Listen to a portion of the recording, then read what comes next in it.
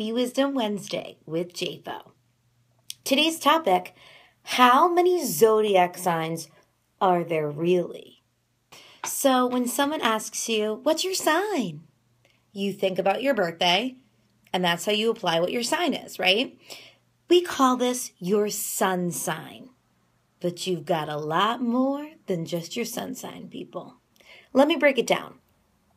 When we're thinking about the solar system from a scientific model, we are looking at the solar system from a heliocentric model, right? Where the sun is the center of it all. And the truth is, when you really think about it, because the sun is so big and vast, it is the most important part of a chart because that is who you are. It's your identity. It's your main part of who you are in terms of astrology. However, what astrologers realized was that the sky is a mirror and that they could study the sky like snapshots. That's what a chart is. It's just a picture of the sky at any moment of the moment of now.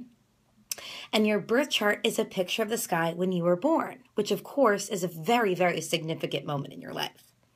So they figured, wow, this sky, the sky above us could be a mirror to what's happening on Earth. That's an interesting concept. Let's study that, right? But in order to study that, they had to make the object or the subject of what they're studying the center of it all. So astrology is a geocentric model. The Earth is the center, and the sun is one of the celestial bodies in motion that we study.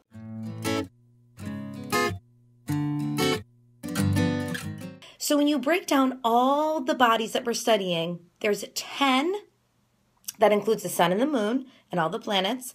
And then there's the two nodes of the moon, the north node and the south node. And those are both extremely important to a birth chart.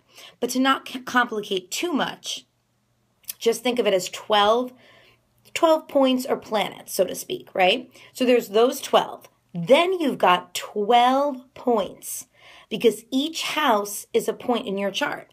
And there's 4 main ones of that. The rising sign or the ascendant. Then there's the descendant. Then there's the midheaven and the IC at the bottom of the chart. Now again, not to get too complicated with things, but just know in your mind that there's these 24 important sections of a birth chart. Now, out of the 12, when I'm talking about the planets, like the sun, the moon, Mercury, each one is actually a 3-layered cake. It's the planet, the sign, and the house. And in a future video, I'm going to break down what the houses are. But just for the purposes of this video, just know that each house is ruled by a sign, each planet is ruled by a sign, and each sign is a sign, right? So when you're talking about the traits of the houses, it's one of the 12 signs. When you're talking about the traits of the planets, it's one of the 12 signs. When you're talking about the traits of the signs, you know the signs. So if you know the 12 signs, you're good to go. Now, what makes up a sign? There's actually 3 components: the quality, the stage, and the element. And there's a lot more components that I teach as well, but just think of those main 3, right? So now you're really talking about a 3-layered cake, but each section of that 3 layers is actually 3 sections. So it's a 9-layered cake. That's pretty crazy, right? So now we've got 9 layers, 12 planets or points, 12 house sections. That's a lot. That is a lot. That is not a simple thing, right? To say that you're a Gemini is just so superficial compared to what I just broke down, okay? So I want you to just focus right now just on the sun sign, okay? When you talk about the sun sign, we'll use me as an example. I am a Sagittarius, but there are 12 versions of each sign. So I am a Sagittarius in the 12th house, but I like to call it a Sagittarius in the Pisces house, a Sag Pisces. I'm a Sag with an undertone of Pisces. Get it? So there are actually 144 options for each sign, right? Because it's 12 signs, 12 houses. So there's 12 options for Aries, 12 options for Cancer, and so on, and so on, and so on. And that's just your sun sign. You have the same for your moon and the same for Mercury and Venus and Mars and Jupiter, and it goes on. So now you can kind of see how complicated it is, right? And as an astrologer, what I'm reading is the combination. That's the hardest part about reading a horoscope or a birth chart. You're really reading the combination. There's so much going on at once. Now, I don't want to complicate things even more for you, but there's actually 30 degrees for each sign. So it's a basic math concept. A circle of 360 degrees, 12 slices of the pie, 30 degrees for each. And when we read the degrees in astrology, we read them like this: 0 degrees Aries, all the way to 29 degrees Aries. And there's sub-degrees. So you could be like 29, 12, right?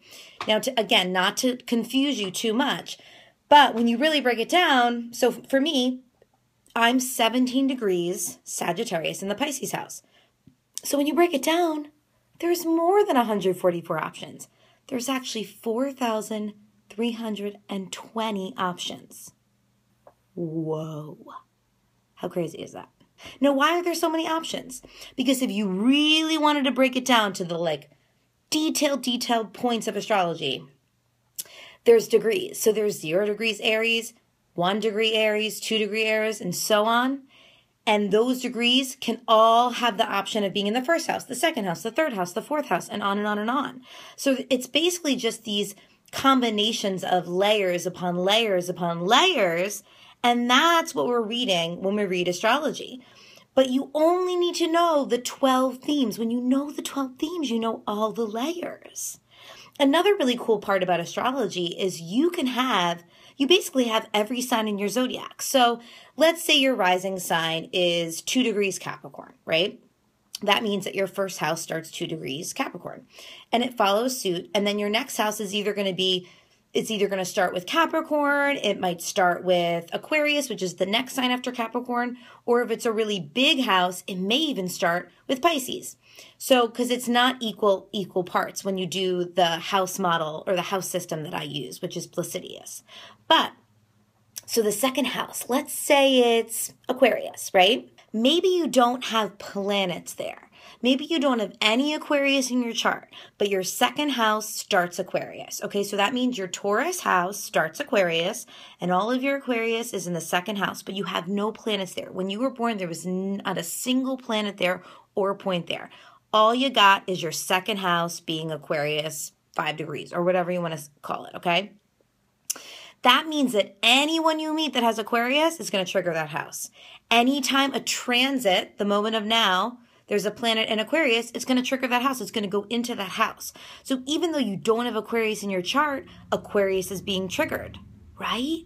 So when people say, JFO, astrology is so broad. Like you say, I'm a Gemini and I do this and this and this, but I'm so not Gemini. And it's all a lie. I'm not Gemini, whatever, right? That's superficial astrology. You're skimming the surface, people. It's so much more intense than that. For example, let's say you grew up with a father who was a Cancer. And you don't have any planets in your chart that are Cancer. But that house where Cancer is for you, he resides.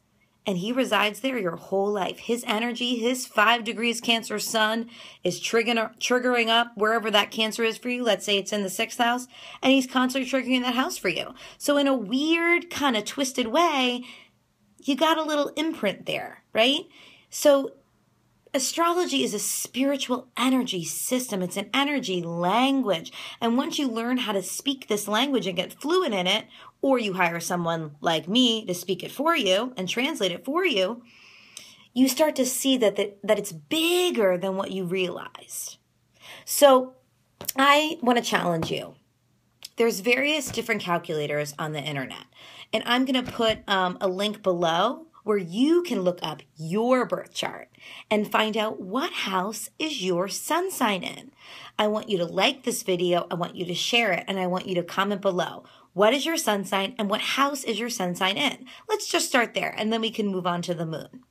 And if you have any questions about this, feel free to comment below and ask away. Thanks for watching. Please subscribe to my YouTube channel, tell all your friends, and come on over to jenniferforcelli.com to get weekly wisdom in your inbox every Wednesday. Thanks for watching. Bye.